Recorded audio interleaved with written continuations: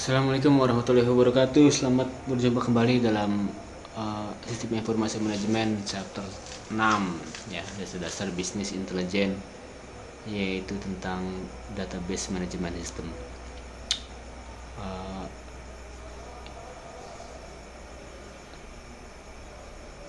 Kecerdasan bisnis ya, dasar-dasar kita sekarang sudah mulai membahas tentang bagaimana kecerdasan bisnis itu dibuat. Salah satunya dengan basicnya adalah memahami database management system, tentang database ya. Database ini adalah masalah yang sangat penting sekali dalam perusahaan, karena kita bisa membayangkan jika perusahaan tidak mempunyai database, maka semua pekerjaan yang telah dilakukannya tidak bisa dibayangkan atau tidak bisa diketahui sejauh mana hasil kerja atau di mana track record pekerjaan-pekerjaan yang telah dilakukan disimpan, dan apa yang akan dilakukan dari apa yang akan kita lakukan selanjutnya dari data-data yang telah kita simpan. Dan bukan cuma hanya menyimpan, tapi bagaimana cara menyimpannya sehingga bisa dengan mudah dapat dilihat kembali atau ditelaah kembali dengan perekayasaan yang sesuai dengan kebutuhan informasi untuk mengambil keputusan, dan paling tidak untuk memahami bagaimana keadaan perusahaan setelah dan akan datang. Baiklah, di database ini kita akan membahas konsep database, kemudian membandingkan database tradisional dengan yang kekinian, yaitu menggunakan DBMS, Database Management System, dan juga membahas kemampuan dari DBMS. Baiklah, kita awali dengan memahami bagaimana file di organisasi,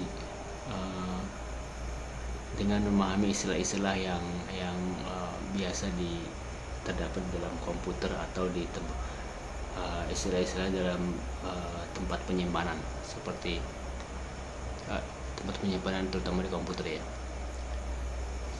Di sini ada database, file, record, file, byte dan bit, di mana data itu tersimpan dalam database, dan database itu merupakan kumpulan daripada file-file, dan file itu merupakan kumpulan dari catatan-catatan atau record, di mana record itu adalah rangkaian dari field ya, dan field itu terdiri dari entity dan atribut.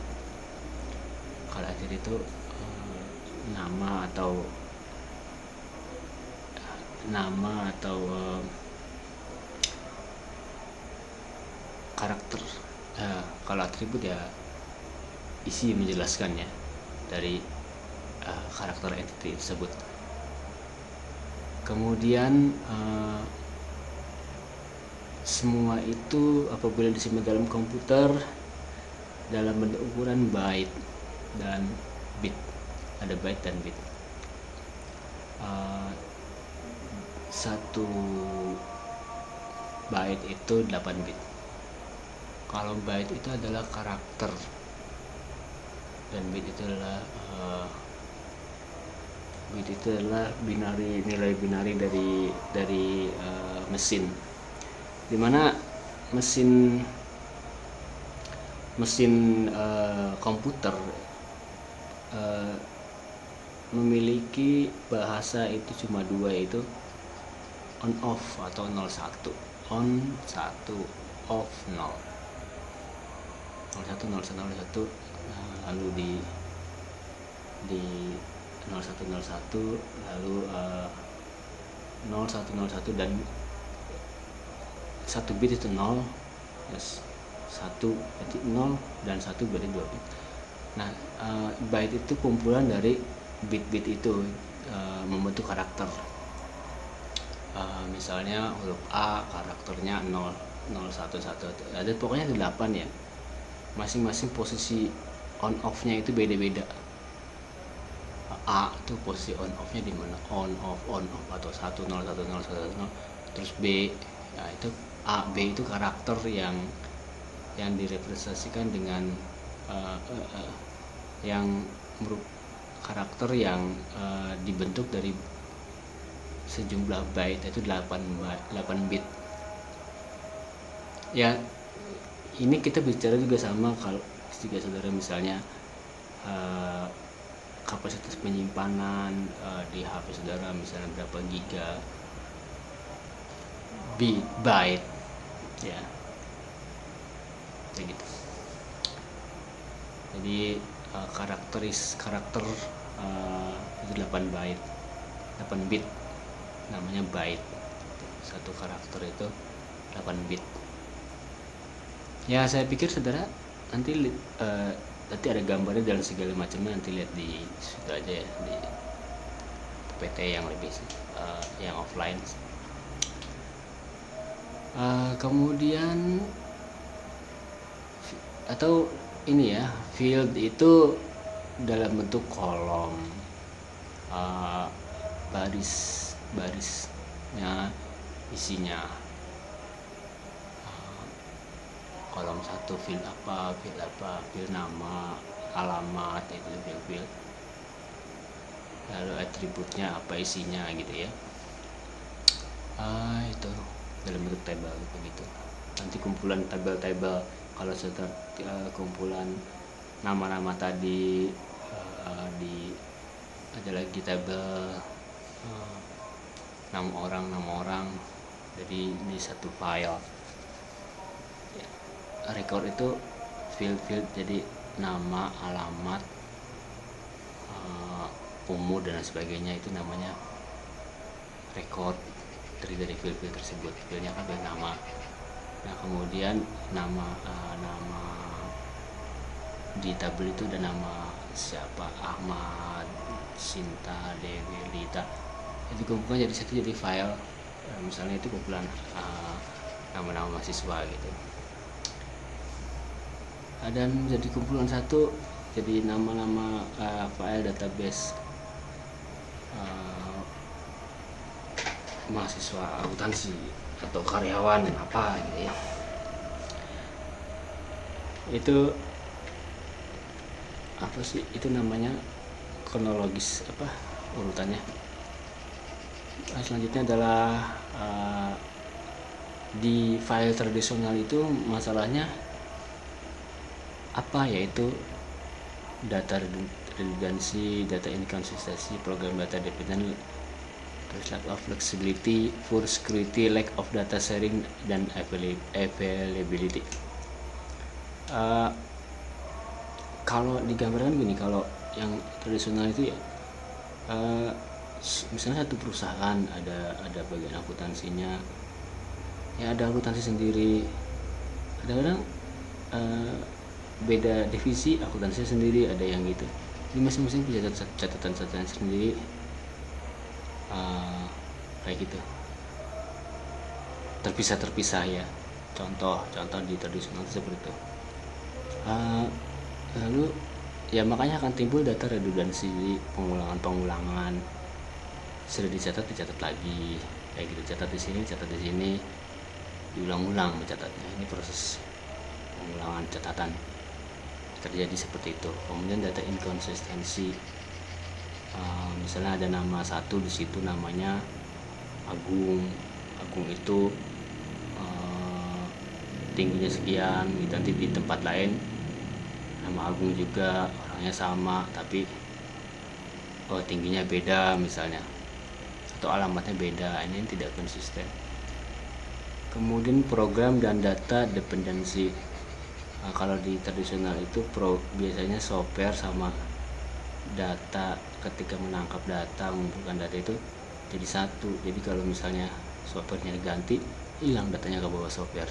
Itu namanya tidak independen sih antara program dan data. Kemudian lack of flexibility, karena terpisah dengan software yang beda, akhirnya ketika di merge data-data itu jadi agak susah juga ya, susah untuk menyatukan data gitu, karena dalam format yang beda-beda, tidak nyambung. Kemudian poor security, karena yang tanggung jawab juga sendiri-sendiri, ya agak susah juga, kurang security-nya, artinya tanggung jawab keamanannya itu tidak jadi satu, sehingga bisa jadi banyak penyelewengan. Kemudian lack of data sharing dan availability, yaitu tadi selain itu juga sharing data agak susah, dan ketersediaannya juga agak susah, karena ya harus disesuaikan dengan softwarenya masing-masing, tidak otomatis. Jadi kalau bagian lain pengen data itu nggak langsung tersedia, apalagi kalau misalnya kebutuhan datanya formatnya beda, harus dirubah dulu, agak susah. Itu jadinya begitu ya. Kemudian kalau DBMS datanya di satu tempat, aplikasinya itu bisa melayani berbagai macam kebutuhan gitu loh, intinya gitu. Jadi di tengah-tengah antara aplikasi dan data. Jadi ada aplikasi apa, lewat DBMS nanti ditentukan sesuai dengan aplikasi yang dibutuhkan. Misalnya aplikasi untuk penggajian atau MSDM untuk bagian keuangan, dari sumber data yang sangat beda itu bisa disesuaikan ke aplikasi yang masing-masing. Jadi datanya dari satu tempat. Terus misalkan tampilan data logikal dan fisik, jadi data fisik dan logikal terpisah, tidak jadi satu. Jadi maksudnya kalau bentuk laporannya seperti apa, datanya beda, jadi langsung diolah. Jadi disimpannya tidak sesuai dengan laporan, antara laporan dengan penyimpanan itu tampilannya beda, tampilannya doang ya, tampilan itu beda, terpisah, jadi nggak jadi satu. Kalau yang tradisional kan tampilannya begitu disimpan seperti itu. Jadi kalau mau merubah tampilan agak repot ya, kayak gitu. Jadi kalau DBMS itu ada fisik aslinya tetap data itu, tapi nanti tampilannya yang akan bisa disesuaikan ya. Kemudian DBMS itu ada yang bentuknya dan pada umumnya bentuknya relasional DBMS. Jadi beberapa tabel-tabel itu memiliki hubungan-hubungan, dibuat hubungan-hubungan. Tabel itu memiliki dua dimensi ya.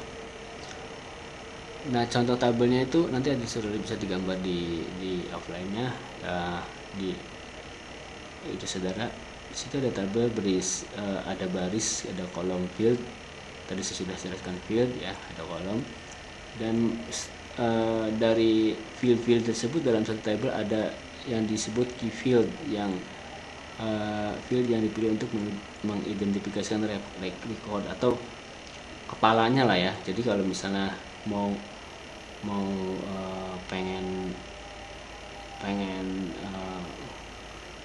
mencari satu informasi dari data tersebut, maka satu field aja nanti akan keluar yang lainnya gitu. Dalam satu tabel itu ada fieldnya, jadi cukup membuka field itu nanti akan keluar field yang lain yang mengikuti key fieldnya itu.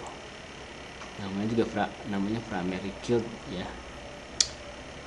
dan ada foreign key nanti foreign key itu jadi primary key dari tabel kedua.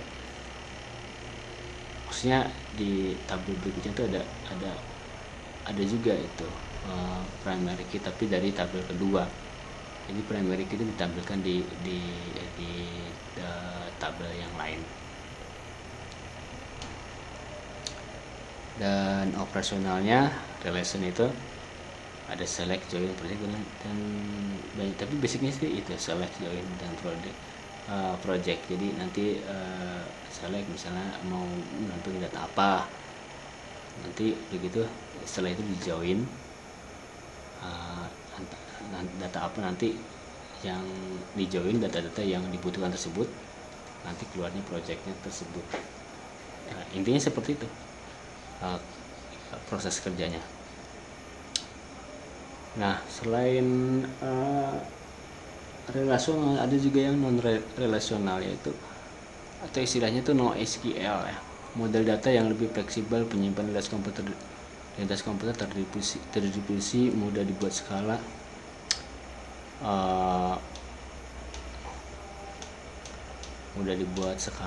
kemudian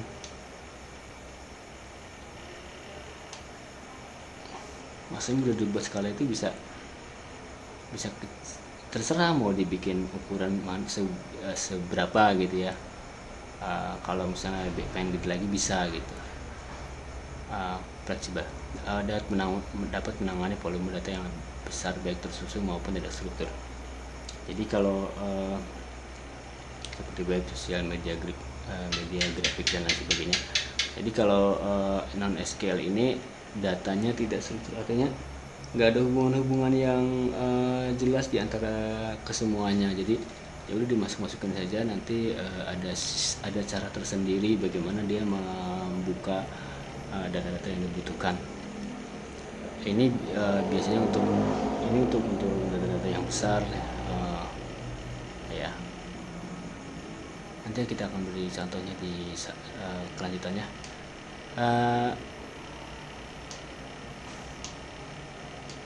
Dan cara penyimpanannya itu ada cara penyimpanannya beda-beda ya, dan perbedaan ini juga akan perbedaan ini digunakan masing-masing software ya. Jadi softwarenya beda, cara nyimpannya beda, softwarenya beda. Jadi kalau saya lihat di sini, saya list ya, saya dapat data yang terbaru di sini ada beberapa software yang terbaru dibagi dalam cara penyimpannya ada 4 di sini: key value store, graph store, column store, document store, dan document store ya. Jadi masing-masing ada support-supportnya. Ini software ini gratis semua ini. Jadi kalau mau pakai yang key value store pakai Dynamo, atau kalau mau pakai Dynamo berarti modelnya key value store. Kalau mau pakai Allegro berarti graph store. Akumulasi column store itu caranya tidak mempengaruhi hasil bentuknya, cuma kita mau bikin database non SQL ini dilihat dari caranya, tapi mungkin ya lebih bagaimana ketersediaan softwarenya, seperti itu sih lebih dari pemikirannya. Nanti saudara bisa lihat di YouTube di sini contoh di YouTube di sini ya, dengan menggunakan software Mongo ya.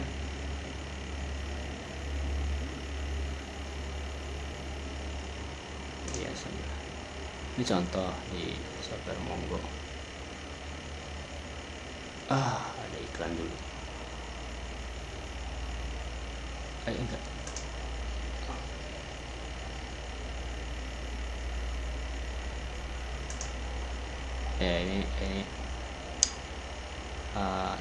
Ini dia membandingkan SQL dan non SQL, dan non SQL itu pakai MySQL dan non SQL pakai Mongo. Ini Mongo ini gratis. Kayak ya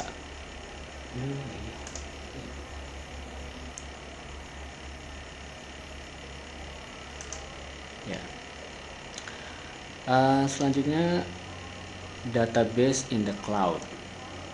Database di cloud. Ini saya ngambil contoh apa yang dilakukan oleh IBM ya. Contoh database di cloud itu ya, cloud. Kalau seperti gini, saudara kalau menyimpan data di HP segala macam itu bisa di cloud ya, pakai Google Drive kayak gitu ya, dan lain sebagainya. Iya, contoh kecilnya ya, contoh besarnya ini IBM, dia memberi layanan melalui suatu platform cloud ya, memiliki kemampuan pelayanan yang sama dengan tradisional dengan tambahan fleksibilitas cloud computing. Jadi fleksibel kalau cloud. User menginstal software pada infrastruktur cloud untuk mengimplementasikan database ya.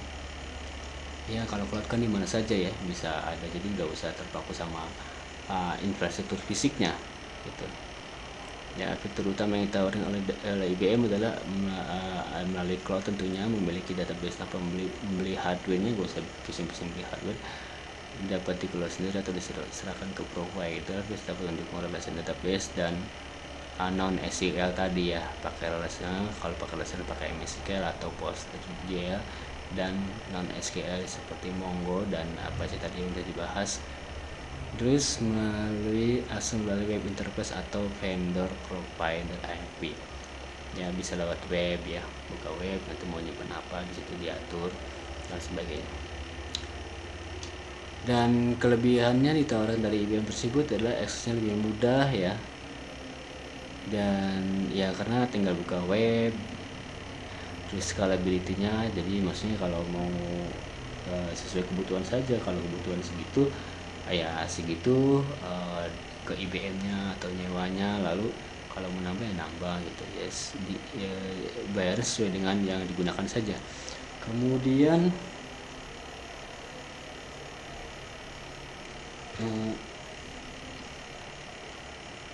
Kemudian disaster recovery, jadi kalau ada kecelakaan dan sebagainya, dia punya backup yang terpisah gitu intinya. Jadi backupnya maksudnya kecelakaan alam ya, yang alam kan bisa di satu tempat gitu, tapi tempat lain ada. Jadi dia BM itu memberikan layanan backup yang beda tempat, jadi lebih aman. Itu BM. Ini kalau menurut saudara Ferry, Product Management Lead, ini saya lihat di HTTP ini ya, bahwa ya pokoknya kalau cloud itu adalah fleksibel ya, terserah ya mau pakai cloud yang mana. Ini perbandingan antara mau pakai yang cloud atau yang secara fisik ya.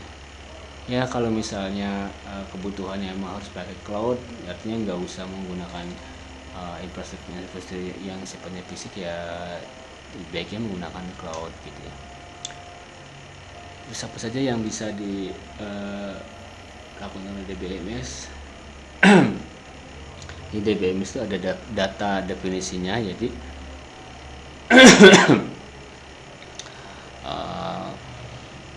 oleh DBMS data-data itu dijelaskan di mana disimpan, bentuknya seperti apa ya, maksudnya dari dalam field yang mana seperti gitu. Kemudian data dictionary, bagaimana data-data tersebut masuk ke dalam field tersebut, itu ada data dictionary-nya. Kemudian data